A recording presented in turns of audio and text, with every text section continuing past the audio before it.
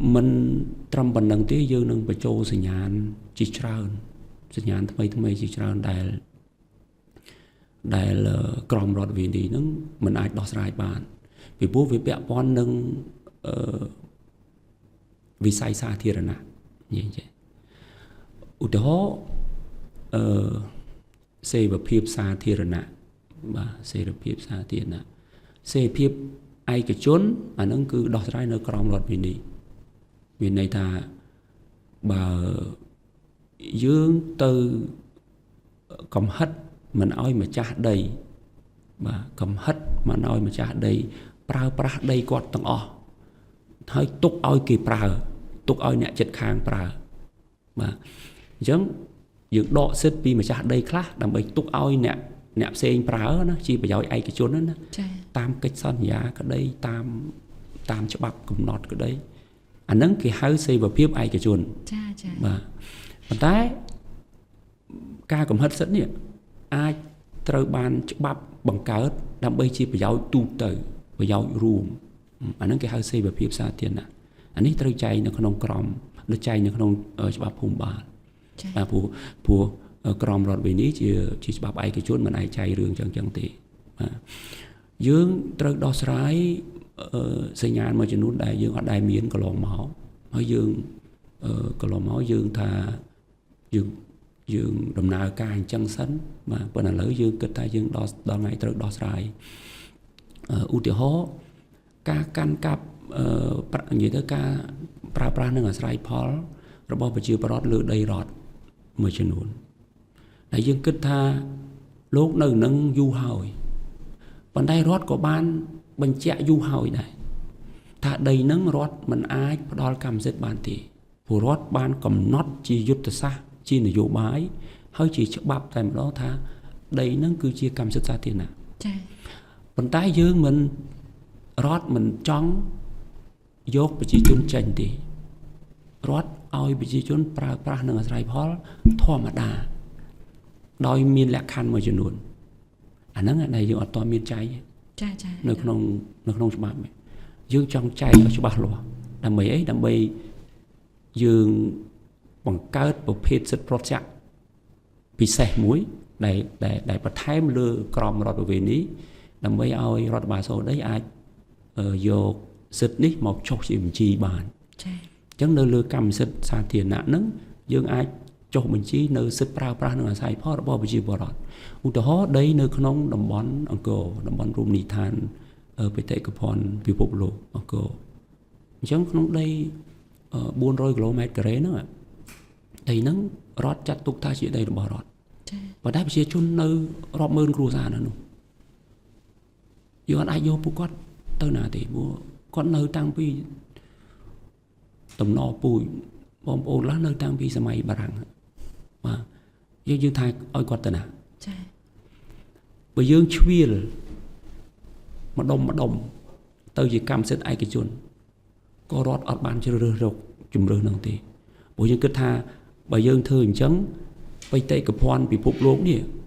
វាត្រូវប៉ះពាល់ហើយអញ្ចឹងការអភិរក្សប្រាសាទការថែទាំប្រាសាទ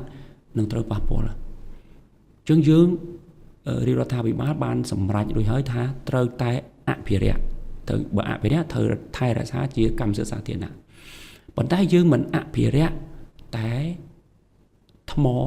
បុរាណហើយនឹងព្រៃឈើនោះទេវាបាត់ព្រលឹងចា៎អញ្ចឹងត្រូវថែរក្សានៅវប្បធម៌ជាមួយវប្បធម៌រស់នោះគឺថែរក្សាគ្រួសារប្រពៃណីទំនៀមទម្លាប់របស់ប្រជាពលរដ្ឋដែលរស់នៅតាំងពីបរមរានឲ្យនៅទីនោះ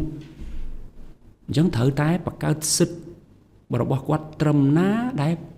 រស់នៅលើដីរដ្ឋនេះក្រមច្បាប់ភូមិបាលនឹងដោះស្រាយរឿងហ្នឹងចា៎មួយទៀតដីនៅជុំវិញបឹងទន្លេសាបតំបន់បឹងទន្លេសាបនេះគឺជាតំបន់ដែលកំណត់ដោយផ្លូវជាតិលេខ5និងលេខ6បាទខាងលើផ្លូវជាតិលេខ6ខាងក្រោមផ្លូវជាតិលេខ5បាទទៅជួបគ្នានៅប្រទេសមានជ័យបាទនៅស្វាយស៊ីសុផុនអញ្ចឹងនៅកដាលជាស្នូលនេះគឺបឹងទន្លេសាបហើយនិងទន្លេសាបអញ្ចឹង ក្នុងតំបន់ហ្នឹងវាមានចែកជា3តំបន់បាទមួយគេហៅតំបន់មួយនៅជាប់ផ្លូវជាតិចា៎តំបន់មួយជាប់ផ្លូវជាតិហ្នឹងឆ្ងាយពីបឹងឆ្ងាយពីព្រៃលិចទឹកហ្នឹងយើងចាត់ទុកថាប្រជាពលរដ្ឋអាចទទួលបាននៅកម្មសិទ្ធិអញ្ចឹងរដ្ឋបានសម្រេចផ្ដល់កម្មសិទ្ធិឲ្យហូហែបន្ទាប់ទៅរដ្ឋរក្សានៅតំបន់ទំនាប់មួយតំបន់ទំនាប់នេះចាត់ទុកជាតំបន់ទី2ដើម្បីកុំឲ្យប្រជាពលរដ្ឋលោកទៅហួសពីតំបន់ហ្នឹងព្រោះអ្វីដែលយើងចង់ការពារគឺតំបន់ទី3ដែលជាតំបន់ស្នូលហើយតំបន់ទី3ហ្នឹងគឺអាយុជីវិតរបស់បឹងទន្លេសាបតែម្ដងគឺជាបេះដូងរបស់ប្រទេសខ្មែរតែម្ដងចា៎ហើយតំបន់ទី3ហ្នឹងស្អីគេគឺព្រៃលិចទឹកបាទជីវៈចម្រុះនៅទីនោះទន្លេសាបនឹងស្លាប់នៅពេលដែលអស់ព្រៃលិចទឹកបាទព្រោះត្រីអត់កើតកូននៅក្នុងទឹកទេបាទត្រីកើតកូនបន្តពូជនៅក្នុងព្រៃលិចទឹកបាទអញ្ចឹងបើយើងប្រើប្រាស់ព្រៃលិចទឹកយើងកាប់ព្រៃលិចទឹកយើងបំពុលព្រៃលិចទឹកបាទហើយយើងធ្វើឧស្សាហកម្មយើងធ្វើកសិកម្មហើយដែលវាជាតិគីមីជាតិពុលហ្នឹងវាហូរទៅប៉ះព្រៃហ្នឹងវាខូចព្រៃហ្នឹងអញ្ចឹងជីវៈចម្រុះហ្នឹងវាខូចអស់ហើយចាចាអញ្ចឹងហើយរដ្ឋបានកំណត់ថាតំបន់2និងតំបន់3នេះគឺมันអាចផ្ដល់កម្មសិទ្ធិបានទេត្រូវតែអភិរក្សថែរក្សាទុកជាកម្មសិទ្ធិសាធារណៈរបស់រដ្ឋចាកម្មសិទ្ធិរបស់រដ្ឋគឺកម្មសិទ្ធិរបស់យើងទាំងអស់គ្នាដើម្បីអាយុជីវិតរបស់ប្រទេសជាតិហើយប្រយោជន៍ទាំងអស់គ្នាហ្នឹងគឺត្រីចាបាទទេសចរបាទបរិស្ថានធម្មជាតិប៉ុន្តែរដ្ឋអនុគ្រោះដល់ប្រជាពលរដ្ឋ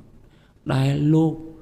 អាស្រ័យផលនៅក្នុងតំបន់2នេះតាំងពីយូរយារណាស់មកហើយព្រោះលោកទំនាបហ្នឹងលោកឃើញវាលោកធ្វើស្រែពី3ជំនាន់មកហើយចារដ្ឋមិនដេញទេប៉ុន្តែរដ្ឋមិនចង់ឲ្យលោករៀនតទៅទៀតចូលក្នុងតំបន់3តែរៀនប៉ះព្រៃហើយចាតែព្រៃខូចហើយអញ្ចឹងគឺមានការដាច់ខាតហើយថារដ្ឋឲ្យប្រើប្រាស់អាស្រ័យផលតំបន់2ដែលជាកម្មសិទ្ធិសាធារណៈរបស់រដ្ឋដូចគ្នាហ្នឹងប៉ុន្តែឲ្យធ្វើតែកសិកម្មលក្ខណៈគ្រួសារទេមិនឲ្យធ្វើរោងចក្រមិនឲ្យធ្វើគ្រឿងចក្របែបឧស្សាហកម្មមិនបែបក្រុមហ៊ុនទេចាប៉ុន្តែមិនឲ្យទន្ទ្រានឲ្យហួសព្រំដែនទៅដល់តំបន់3ដែរអញ្ចឹងដើម្បីធ្វើយ៉ាងបានរាជរដ្ឋាភិបាលបានឯកភាពឲ្យរដ្ឋបាលសហដីយើងខ្ញុំនេះកំណត់ព្រំប្រទល់នៃការប្រើប្រាស់និងអាស្រ័យផលរបស់ប្រជាពលរដ្ឋមួយចាតើគាត់មានដីប្រមាណស្រែប្រមាណហាត់ក្នុងមួយគ្រួសារហ្នឹងហើយយើងកំណត់ព្រំប្រទល់ហ្នឹងហើយយើងចេញបានទទួលស្គាល់នៅសិទ្ធិប្រើប្រាស់និងអាស្រ័យផល